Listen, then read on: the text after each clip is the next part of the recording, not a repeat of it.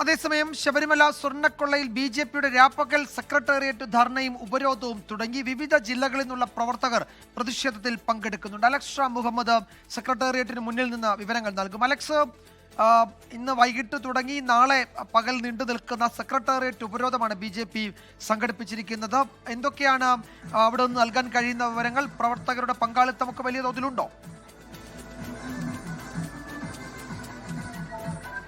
വിജയകുമാർ, ശബരിമല സ്വർണ്ണക്കൊള്ളയിൽ പ്രതിഷേധിച്ചാണ് ചില നടപടികൾ ആവശ്യപ്പെട്ട് ബി.ജെ.പി കടുത്ത സമരരംഗത്തേക്ക് ഇറങ്ങിയത്. സെക്രട്ടേറിയറ്റിന് മുന്നിൽ രാപ്പകൽ സമരവും സെക്രട്ടേറിയറ്റ് വളയൽ സമരവുമാണ് ബി.ജെ.പി നടത്തുന്നത്.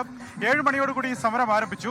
ഇപ്പോൾ സമരം പുരോഗമിക്കുകയാണ്. 10:15 പ്രവർത്തകർ എത്തിയിട്ടുണ്ട്. ഏതാണ്ട് 1-2 ജില്ലകളിൽ നിന്നുള്ള പ്രവർത്തകർക്കാണ് ഈ സമയത്ത് ഇവിടെ എത്താനുള്ള ചുമതല നേരത്തെ പാർട്ടി നിശ്ചയിച്ച് നൽകിയിരിക്കുന്നത്. ആ പ്രവർത്തകർ ഇവിടേക്ക് എത്തിയിട്ടുണ്ട്. പ്രതീക്ഷിച്ച ഒരു പങ്കാളിത്തം ഉണ്ടോ എന്നുള്ള കാര്യം ചോദിച്ചാലില്ല. പക്ഷേ 3 ഗേറ്റുകൾ ബി.ജെ.പിയുടെ പ്രവർത്തകർ സെക്രട്ടേറിയറ്റിന്റെ 3 ഗേറ്റുകൾ, അതായത് കന്റോൺമെന്റ് ഗേറ്റ് ഒഴികെയുള്ള 3 ഗേറ്റുകൾ ഉപരോധിക്കും, അത് വളയുമെന്നാണ് അറിയിച്ചിരുന്നത്. പക്ഷേ സമര ഗേറ്റിന് മുന്നിൽ മാത്രമാണ് പ്രവർത്തകരുള്ളത്. നേതാക്കൾ നേരത്തെ ബി.ജെ.പിയുടെ സംസ്ഥാന അധ്യക്ഷൻ രാജീവ് ചന്ദ്രശേഖർ, മുൻ സംസ്ഥാന അധ്യക്ഷന്മാരായ പി.കെ. കൃഷ്ണദാസ്, കുമ്മനം രാജശേഖരൻ, ജനറൽ സെക്രട്ടറിമാരായ ശോഭാ സുരേന്ദ്രൻ, അനൂപ് ആന്റണി, ഒപ്പം എസ് സുരേഷ് തുടങ്ങിയ നേതാക്കൾ, കൃഷ്ണകുമാർ, സി കൃഷ്ണകുമാർ, ബി ഗോപാലകൃഷ്ണൻ തുടങ്ങിയ നേതാക്കൾ, അതുപോലെ സിന്ധുമോളൊക്കെ തുടങ്ങിയ നേതാക്കൾ ഇവിടെ ഉണ്ടായിരുന്നു നേരത്തെ.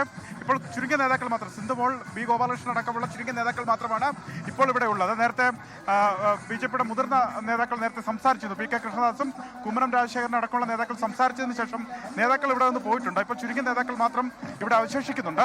ഇപ്പോൾ സമരത്തിന്റെ ഒരു നേരത്തെ മുദ്രാവാക്യം വിളിയും ശരണം വിളിയും ഒക്കെ ആയിരുന്നു നേരത്തെ സമരത്തിന്റെ ആദ്യഘട്ടത്തിലൊരു പ്രത്യേകതയെങ്കിൽ ഇപ്പോൾ അവരുടെ കൾച്ചറൽ സെല്ലിന്റെ നേതൃത്വത്തിൽ പ്രവർത്തകരുടെ കലാപരിപാടികളും മറ്റുമൊക്കെ നടത്തുകയാണ്. ആ സമരത്തിന്റെ മറ്റൊരു രൂപം, അത് കലാപരമായ രൂപത്തിൽ അവർ അവതരിപ്പിക്കുകയാണ്. ഈ സമരത്തിന്റെ പ്രധാനപ്പെട്ട മുദ്രാവാക്യങ്ങൾ ദേവസ്വം മന്ത്രി രാജിവെക്കുക എന്നുള്ളതാണ്.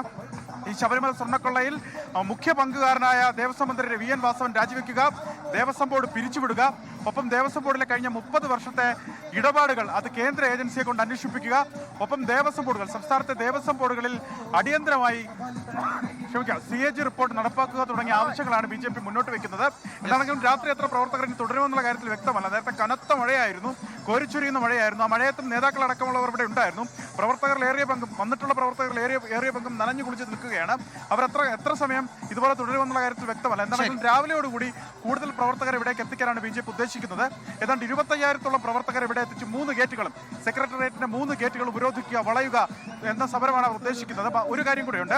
വൈകുന്നേരം 7 മണിക്ക് ബി.ജെ.പിയുടെ സംസ്ഥാന അധ്യക്ഷൻ രാജീവ് ചന്ദ്രശേഖർ ഈ സമരം ഉദ്ഘാടനം ചെയ്യുമെന്നായിരുന്നു പറഞ്ഞത്. പക്ഷേ ഉദ്ഘാടനം ഇനിയും നടന്നിട്ടില്ല. നാളെ രാവിലെ 11 മണിയിലേക്ക് ഈ ഉദ്ഘാടനം മാറ്റിയിട്ടുണ്ട്. രാജീവ് ചന്ദ്രശേഖർ നാളെ രാവിലെ 11 മണിക്കായിരിക്കും ഈ സമരം ഔദ്യോഗികമായി ഉദ്ഘാടനം ചെയ്യുക. വിജയകുമാർ, ലോകത്തെവിടെയായാലും ഏത് സമയത്തും 24 വാർത്തകളും ഓഗ്മെന്റഡ് റിയാലിറ്റി പാക്കേജുകളും എക്സ്പ്ലെയിനറുകളും വിശദമായി കാണാൻ ഞങ്ങളുടെ യൂട്യൂബ് ചാനൽ നിങ്ങൾക്ക് സബ്സ്ക്രൈബ് ചെയ്യാം.